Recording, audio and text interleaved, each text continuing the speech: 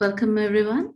Thank you for joining us today and welcome to Astro 3D ECR Astronomers in Australia seminar series. My name is Anisha Harshan. I'm from the University of New South Wales and I'll be chairing today along with my co-chair Dr. Jeffrey Simpson, also from University of New South Wales in Sydney, Australia. Before we begin, it's important for us to acknowledge the traditional custodians of the land on which we meet today. The Aboriginal and Torres Strait Islander people were Australia's first astronomers, and we acknowledge their long-standing systems of knowledge on which we continue to build. We acknowledge the traditional custodians of the unceded lands on which we are meeting today. I'm speaking to you from the land of Bedegal people. My co-chair Jeffrey is joining us from the land of Wallumedegal clan. Our first speaker, Jonah Gannon, is speaking to you from the land of Wurundjeri people of Kulin Nation. And our second speaker, Nicholas Pingel, is speaking from Ngunnawal country. We pay our respects to their elders, past and present, and extend their respect to First Peoples joining us here. So while we're here, the series is facilitated by ASTRO 3D, which is Australian Research Council Centre of Excellence for All-Sky Astrophysics in 3 dimensions. Of course, COVID-19 has affected our ability to travel and present at international seminars this year, and especially for us in Australia due to our time zone constraints. So this series was created to provide opportunities to early career researchers in Australia to reach an international audience and to try to mitigate that disadvantage. Before we begin, I'd just like to mention that there will be 2 talks over this hour. Each talk will be 20 minutes in length and about 5 minutes for questions at the end, which will be chaired by Jeffrey. So I would please ask you to save your questions until the end of each talk. Of course, feel free to use the chat function to ask your questions if you prefer, and Jeffrey can read them out to our presenters at the end. I would also ask you to not talk unless your name is being called upon. Of course, these talks will be recorded and will be placed afterwards on the Astro 3D's YouTube channel. And by being here today, you are agreeing to abide by Astro 3D's meeting code of conduct. I've already warned the speakers about this, but just to state again, due to limitations of Zoom, I will have to interrupt verbally to indicate the 5 minutes mark to the speakers. So yeah, let's begin. Our first speaker is Jonah Gannon from the Swinburne University of Technology. Jonah is an extragalactic astronomer. Interested in all things low surface brightness, he is currently studying the formation of large, extremely faint ultra-diffuse galaxies. So Jonah, take away. So hello, I'm Jonah. I'm a PhD student here at Swinburne University in Melbourne, Australia. And I'm going to be talking to you about the dark matter content of these ultra-diffuse galaxies. I work under the supervision of Duncan Forbes here, also with Warwick Couch at Swinburne, and Dr. Anna Ferry-Matau over at the University of Barcelona. I also work quite closely with Professor Aaron Romanowski at San Jose State University and Professor Jean Brody, who was at the University of Santa Cruz, California, but has just moved to be our director here at Swinburne University.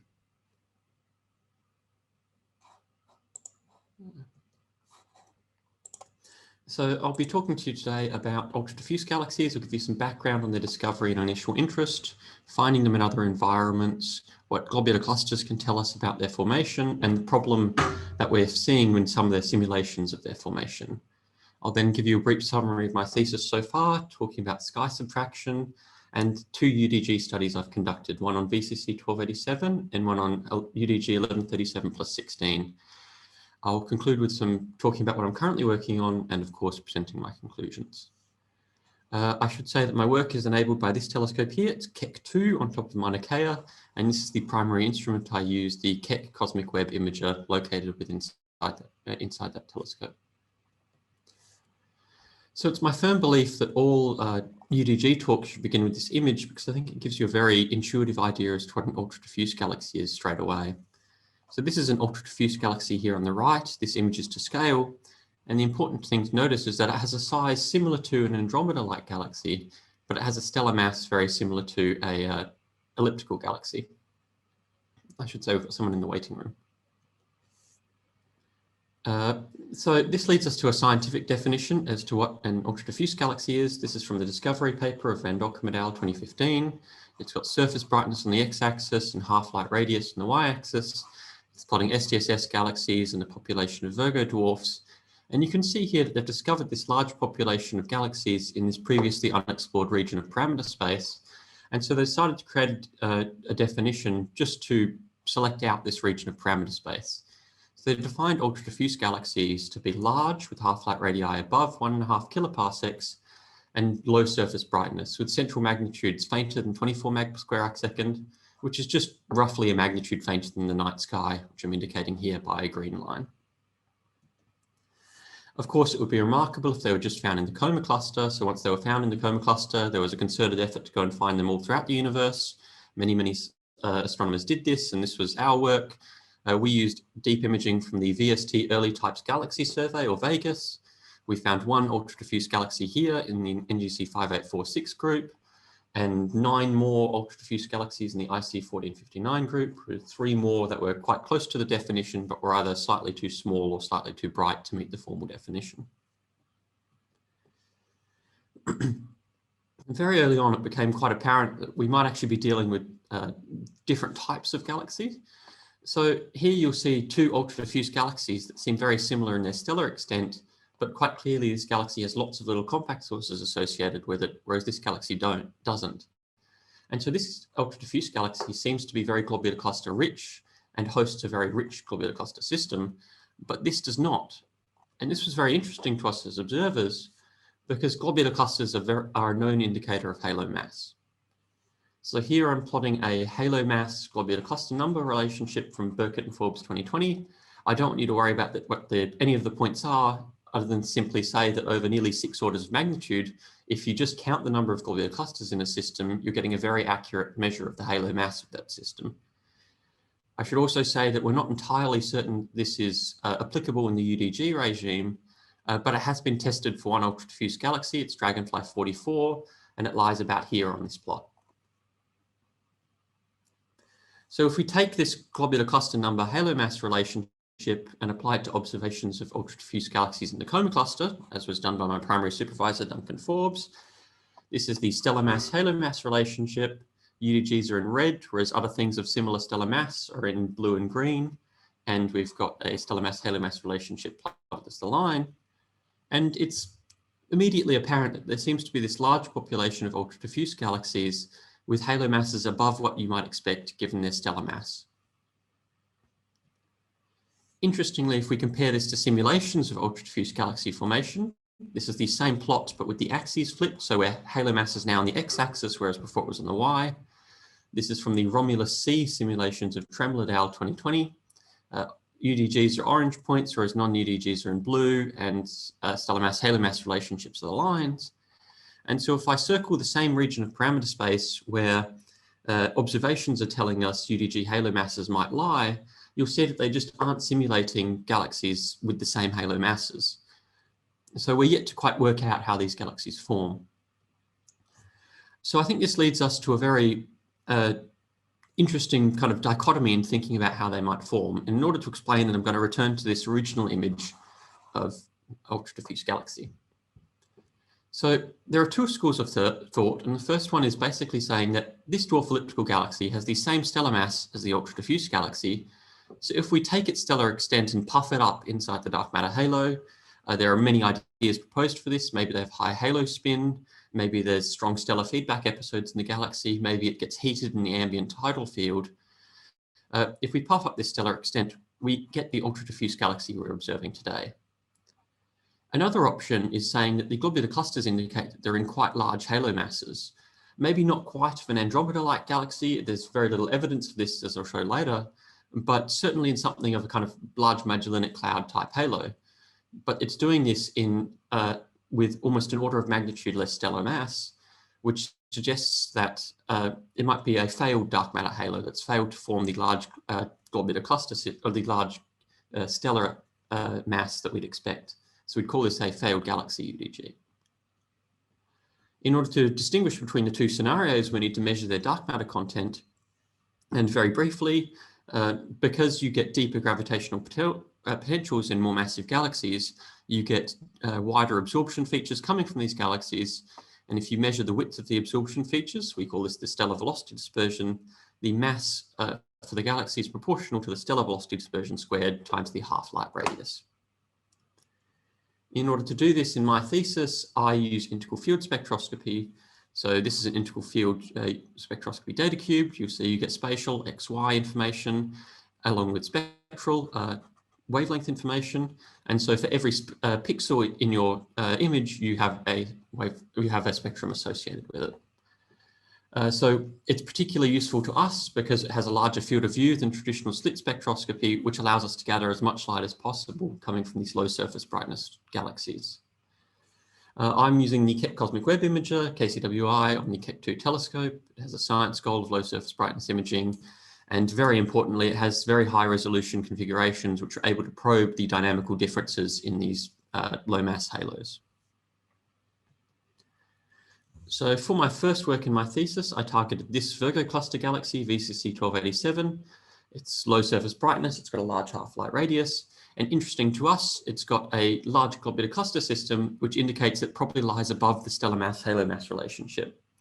You infer a halo mass of roughly 1 bit times 10 to the 11, which again is in the Large Magellanic Cloud regime. I indicate here some globular clusters at the distance of Virgo that have been spectroscopically confirmed as associated with the galaxy. I also want you to notice that the field of view of KCWI, as I'm showing here, is actually filled entirely by the galaxy.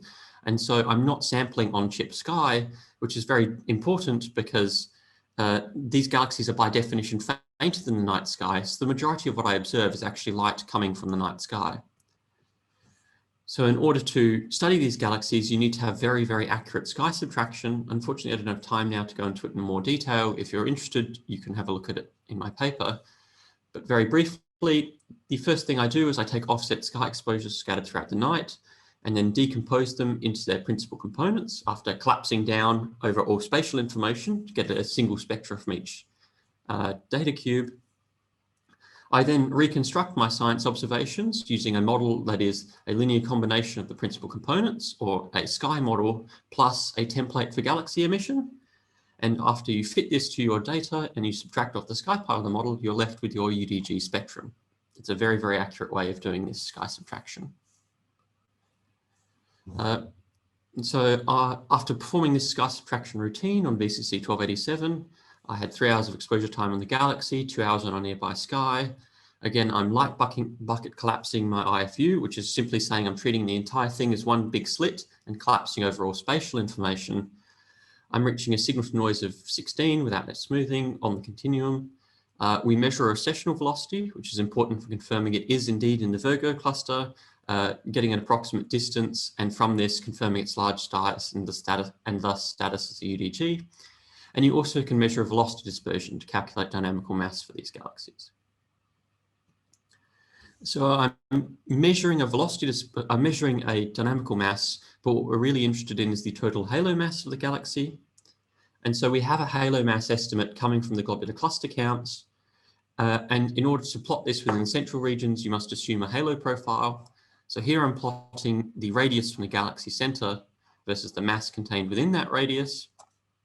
I make 2 assumptions of halo profile, one being a cuspy NFW profile and one being a chord profile coming from simulations.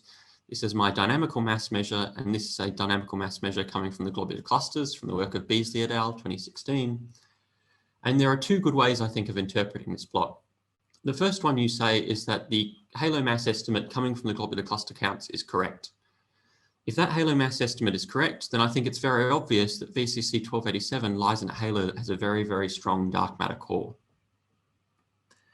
The other interpretation you can have for this is that the halo mass estimate coming from the globular clusters may not be correct.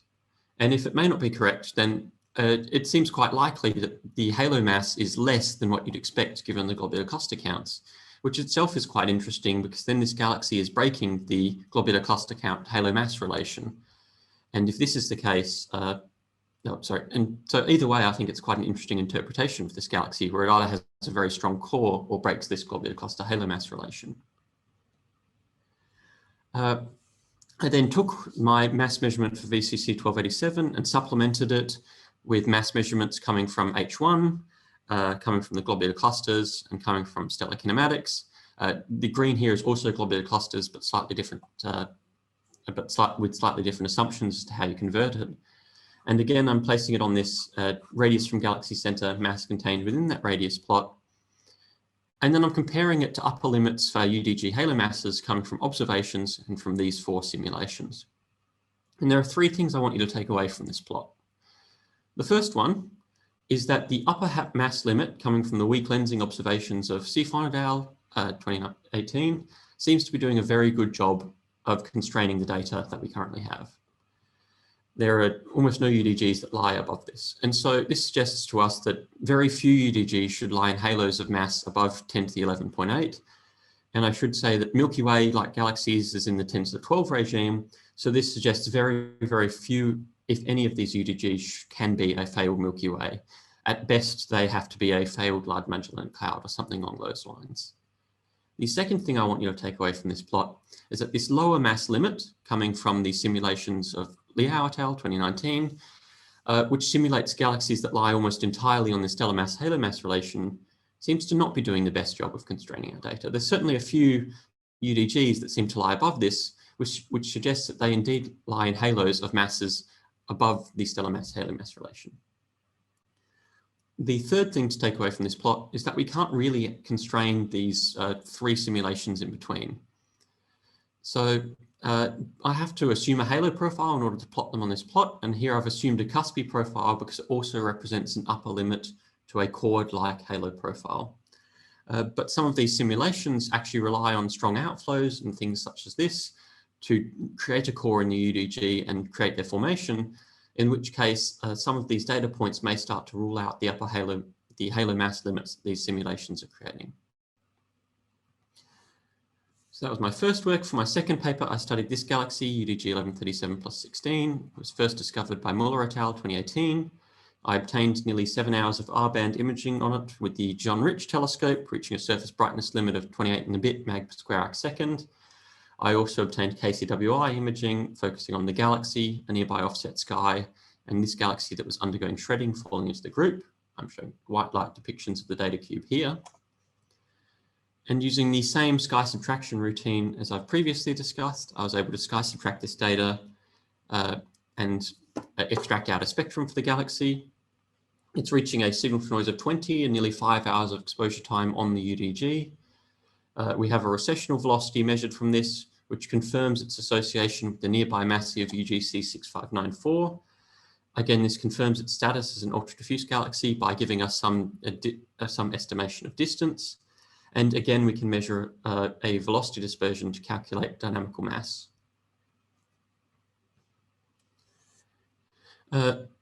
So once we've calculated dynamical mass, what we really want to do again is compare it to halo masses. But unfortunately, as an observer, I can measure neither stellar mass nor halo mass directly. So this is a plot which is kind of an observer's proxy for the stellar mass-halo mass relationship, where we plot the dynamical mass within half-light radius versus the mass-to-light ratio, or the dark matter enrichment within half-light radius. I established the usual relationship for non-UDGs with black points. You see it has this U shape. Then I plot our galaxy 1137+16 along with other UDGs with kinematics from stars in blue and from globular clusters in yellow, and compare them to the relationship. And so I think it's very obvious that there seems to be this large population of ultra-diffuse galaxies that are very, very dark matter enriched within their central regions. There's also a couple down here that seem to be very, very dark matter poor within their central regions. I should say that more galaxies that lie in this region have been discovered using H1 since my creation of this plot. But there is a kind of caveat to this in that by definition, ultra-diffuse galaxies have very, very large half-light radii. And so the radius in which I'm measuring these dynamical masses is actually slightly larger than the radius in which it's being measured for a lot of the galaxies on the relation. And the result of this is that you can capture more of the dark matter halo and so infer them to be slightly more dark matter rich. So at least some of this deviation above the relationship is coming from their large sizes. So again, we're observing the center of a dark matter halo. I'm getting dynamical masses within the central regions of these UDGs, but what we really want to do is extrapolate these measurements out to a full halo, to a full halo mass in order to compare them to simulations. And the question is, how does this extrapolation, even after I've assumed a halo profile, affect our results? So here I'm assuming 3 different halo profiles. I've got a cuspy NFW profile, I've got a chord halo profile coming from simulations, and a chord halo profile coming from observations of dwarf galaxies. Again, I'm plotting the the radius from the halo center versus the mass enclosed within that radius. And the first thing I do is plot 1,000 halos of mass 10 to the 10, which is roughly something lying on the stellar mass halo mass relation, up to 10 to the 11.8, which is the upper mass limit we've already shown to be quite good at a quite good upper mass limit for UDG halo masses. In the second row of this plot, I bin the data up into 20 bins in both X and Y and plot the minimum halo mass passing through each bin. In the third row, I plot the maximum halo mass passing through each of our 20 bins. And that leads me to the bottom line of the plot, the bottom line of my talk, and a terrible, terrible pun. So here I plot the maximum, the logarithmic difference between the maximum and the minimum halo mass in each bin. And simply the lighter regions represent regions where you have greater constraining power from single mass measurements on the total halo mass of an object. And so unfortunately, most of the stellar mass, or most of the dynamical mass measures we get are made within the central regions, where even after you assume a halo profile, you do not do a good job of constraining, or even after you do assume a halo profile, you do not do a good job of constraining the total mass of the galaxy. This is particularly true for chord halo profiles, where you have this slightly counterintuitive effect where, where more massive halos can become more efficient at making a dark matter core, and so despite having more mass, actually have less mass within their central regions than halos of less mass. And so in order to get around this, we need mass measurements made at larger radii. That can come from the H1, or that can come from things such as globular clusters when these galaxies are quenched. And so Jonah, we've already... That's the 1 minute mark, sorry. That's okay. We've already begun getting these mass measurements at larger radii. And similar to my VCC 1287 work, if we have both globular cluster measurements at large radii instead of velocity dispersion measurements at small radii, we can begin to really start to constrain these halo profiles. That's what I have been working on. What I am working on currently is observations of the Perseus cluster. So I have stellar kinematics on 2 GC poor UDGs, 2 GC rich UDGs, and one that's ultra-diffuse galaxy that seems intermediate in its globular cluster content. And so what we'd like to do is compare the halo properties of these galaxies, because we expect these to be very dark matter rich, whereas we expect these to be very dark matter poor. I also want to have a look at how recently these galaxies infell into the cluster, because if these reside in very massive dark matter halos, they can survive for long times. Whereas if these reside in very poor dark matter halos or dwarf-like dark matter halos, you expect them to be very efficiently disrupted within the halo. So that's what I'm currently working on. I'll put up my conclusions now and ask for questions, because I'm cognizant that I've gone to the time. So thank you very much for having me. Great. Thank you so much for the talk, Jonah. Are there any questions from the audience? Jeffrey, please. Sorry, are there any questions from the audience? Feel free to raise your hand, or, oh, we've got a question from Maria.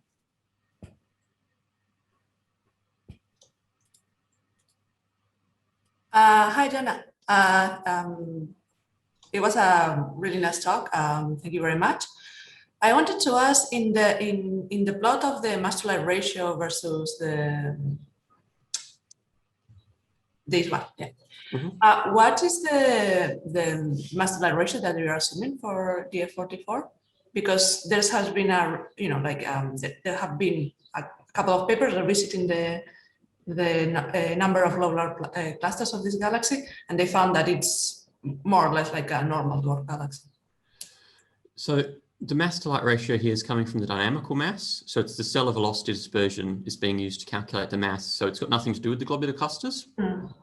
I should also say, on the papers that have recently been published, if I go all the way back to the this plot, So I can't remember the exact numbers off the top of my head, but the original published value, so DF44 has a stellar mass of about 10 to the 8, and the original published value had it having 80 globular clusters, which has it somewhere up here in the plot. In fact, it's probably one of these 2 points here. If we then take the newly published value of, I think it's 20, something along those lines, 20 globular clusters following the Burkett and Forbes relation is a halo mass of 10 to the 11. So it still has it lying slightly above the stellar mass halo mass relationship. Obviously, it's probably starting to get within the scatter. And so in order for, I still think it's quite interesting, even if it does have this globular cluster system of 20, because it does still lie above the relationship. But you somewhat need that level of error or an overestimation of a factor of 4 amongst all of these UDGs in order to move them all back down onto the relationship and have the DF44-like objects just be part of the scatter. So I think it is interesting that the globular cluster number has been revised for DF44, but I still think where it is now with the revision is in the interesting territory, if that makes sense.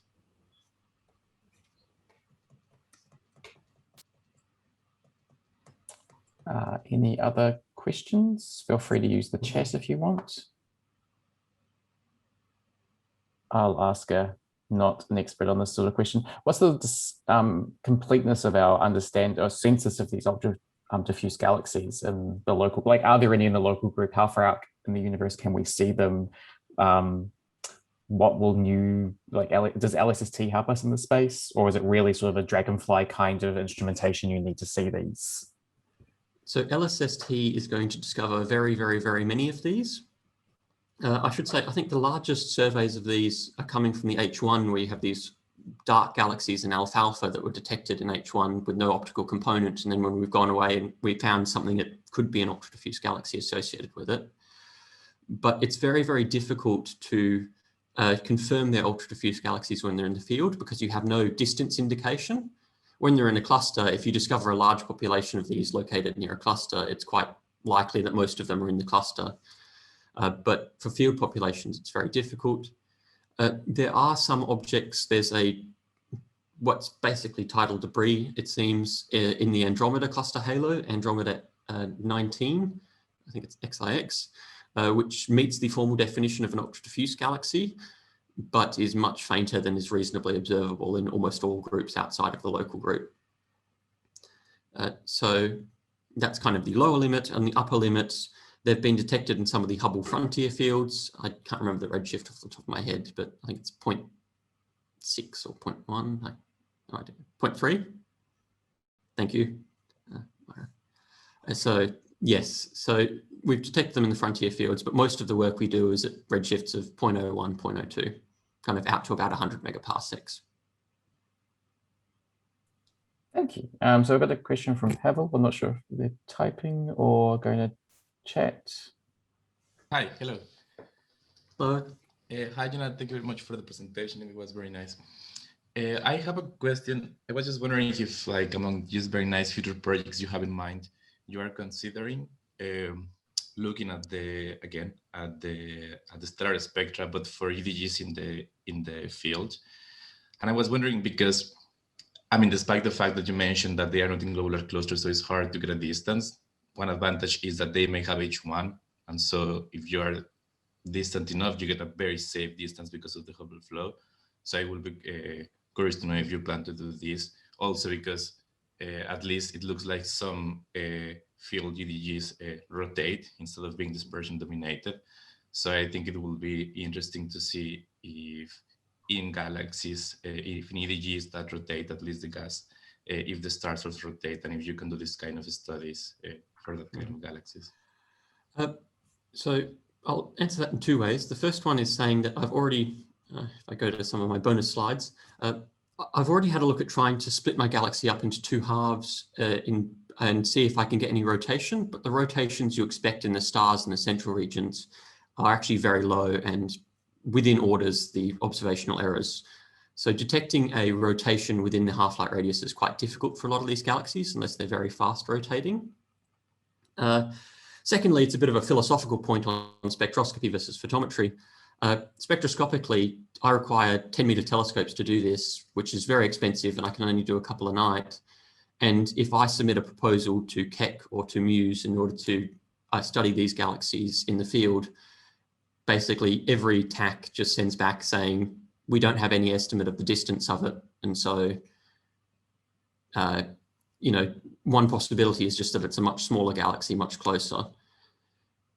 And so it's difficult to get time to study these galaxies in the field just because there's a very simple reason to knock back the proposal, I think. So I do want to study them in the field. We've been trying a little bit with kind of bits and pieces at the ends and beginnings of nights to get a couple of UDGs in the field. But unfortunately, it's just difficult to write the science case for those, or more the technical case. Okay, thank you very much. It's okay. Okay, thank you, Jonah. I think we'll move on to the next talk.